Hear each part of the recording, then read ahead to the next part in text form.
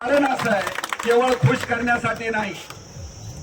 आज 38-39 टेम्परेचर आता चालू असणार आहे माझ्या माहितीप्रमाणे. बरोबर आहे. घामाच्या धारा अंगाचा वास येऊ लागलेला आहे आपल्या. परंतु तसूभरही आपण या पेंडॉलच्या बाहेर गेला नाही. लढण्याची उमेद आणि जिद्द आपल्यामध्ये आणखी कायम आहे.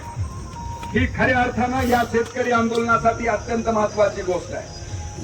मित्रांनो, ज्या पद्धतीची चर्चा या ठिकाणी होऊ लागलेली आहे, ही चर्चा आपल्या डोळ्यात धूळफेक करणारी आहे. मी अत्यंत जबाबदारीने आपल्या समोर सांगतोय. मी कुणाला उचकण्यासाठी बोलत नाही आहे. एक यापूर्वी 4 वेळेस आपण निवेदन यांना दिलेली आहे. मागणी आम्ही कुठलीही नवी घोषणा करण्याची करत नाही आहे. जी कायद्यानं बंधनकारक असणारी बाब आहे, जी आजही कायदा अस्तित्वात आहे, की 14 दिवसाच्या नंतर 15व्या दिवशी गेलेल्या ऊसाचं बिल पडलं पाहिजे. आम्ही दुसरी कुठलीही मागणी करत नाही आहे. आणि घातलेल्या ऊसाची असलेल्या कायद्याची अंमलबजावणी करण्यासाठी जर एवढा त्रास होत असेल तर मित्रांनो, एवढ्यावर हे आंदोलन आपल्याला थांबवून चालणार नाही. आज पांगरी, लिंबोटा आणि या परिसरातल्या शेतकऱ्यांचं आम्ही अतिशय मनापासून आभार आणि अभिनंदन करतोय.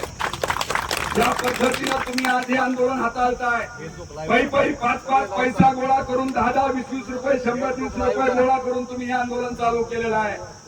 हे आंदोलन महाराष्ट्रातल्या ऊस उत्पादक शेतकऱ्यांसाठी अत्यंत मार्गदर्शक ठरणार आहे.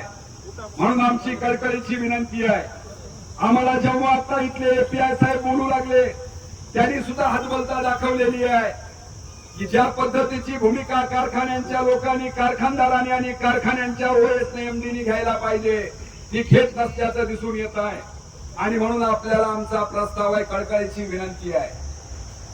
पांगरीवाल्यांनी जे प्रेम आम्हाला सकाळपासून, लिंबोटवाल्यांनी जे प्रेम आम्हाला दाखवलेलं आहे, आम्ही कळकळीची विनंती दादा वकील साहेब तुम्हा सगळ्यांना आम्ही करणार आहेत की जर आम्ही या ठिकाणी थांबलो तर फक्त संध्याकाळच्या भाकरीची व्यवस्था आम्हाला तुम्ही करू शकता का?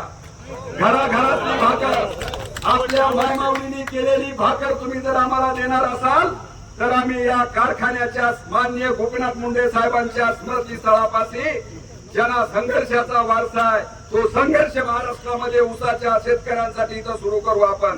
तुमची तयारी का? सगळ्यांची तयारी आहे का? मी इथून 1 मिनिट बी हलणार नाही. आता इथंच माझा मुक्काम जोपर्यंत आपल्या बरोबर हे योग्य मार्गदर्शन करीत नाहीत.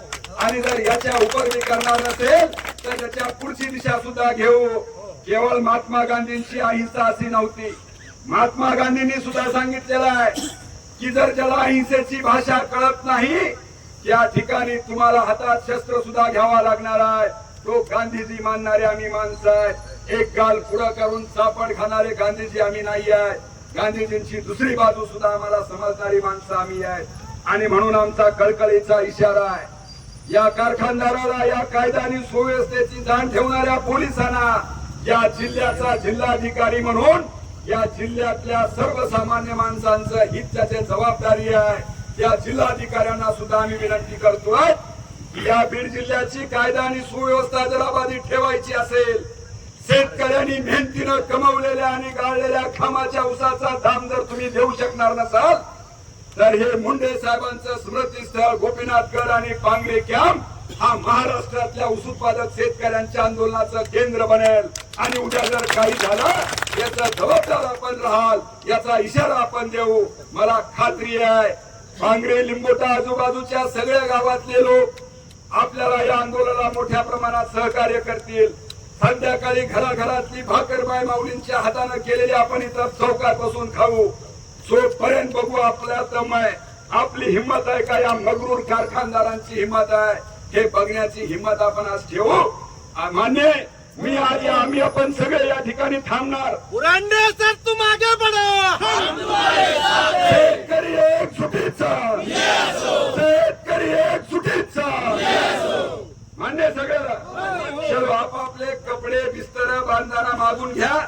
इथंच थांबायचं आपल्याला. मामा, आपण 8 दिवस बीडला थांबलो होतो, चलत गेलो होतो. थांबणारे किती जण संध्याकाळी?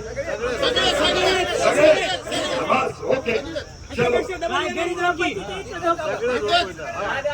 ही फक्त सुरुवात आहे. बिलकुल ही फक्त सुरुवात आहे. सगळे येणार आहे डबल माणसासाठी वाढ.